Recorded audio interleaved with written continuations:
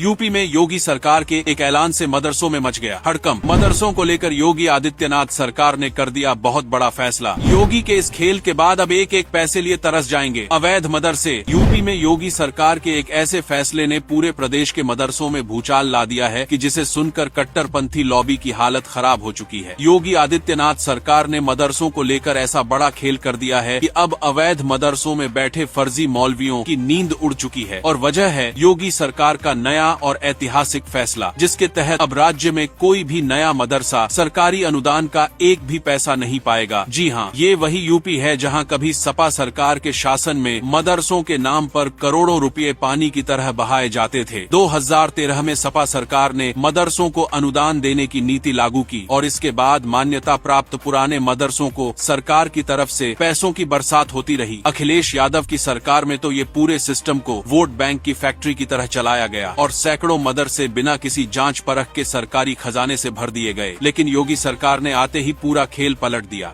योगी के पहले कार्यकाल में सरकार ने एक भी नए मदरसे को अनुदान नहीं दिया और जब इस फैसले के खिलाफ कुछ मौलवी हाईकोर्ट तक भागे तो उनके तर्क थे कि हम नियमों को पूरा करते हैं, फिर अनुदान क्यों नहीं मिल रहा। लेकिन असलियत कुछ और ही थी। हकीकत ये है कि वर्षों से मदरसों पर आतंकवाद फैलाने, कट्टरवाद बढ़ाने तक के आरोप लगते रहे हैं। इसके बावजूद योगी सरकार ने एक समय इन मदरसों को सरकारी स्कूलों जैसी सुविधाएं देने का प्रयास किया। यहाँ तक कि शिक्षकों को 12,000 रुपये तक की तनख्वाह भी दी गई। लेकिन जब खुफिया रिपोर्टें आईं तो अंदर का पूरा खेल खुल गया।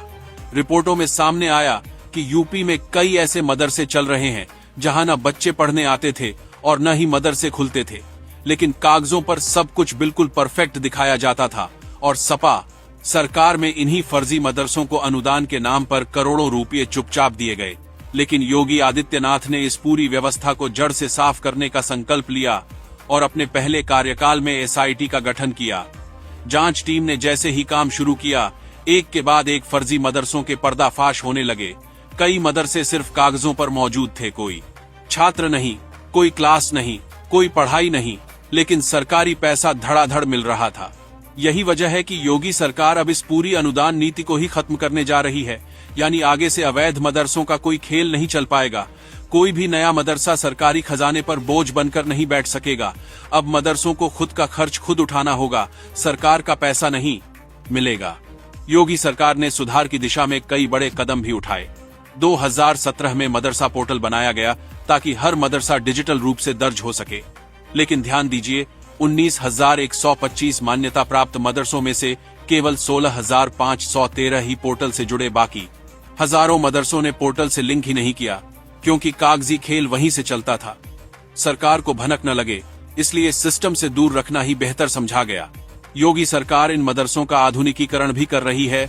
कुल 7,442 मदरसों में एनसीईआरटी का पाठ्यक्रम लागू किया गया ताकि बच्चों को धर्म के नाम पर सीमित न रखकर आधुनिक शिक्षा भी मिल सके। लेकिन अवैध मदरसे योगी सरकार के इन सुधारों से सबसे ज्यादा डर रहे हैं, क्योंकि उनका पूरा बिजनेस मॉडल ही खत्म होने वाला है।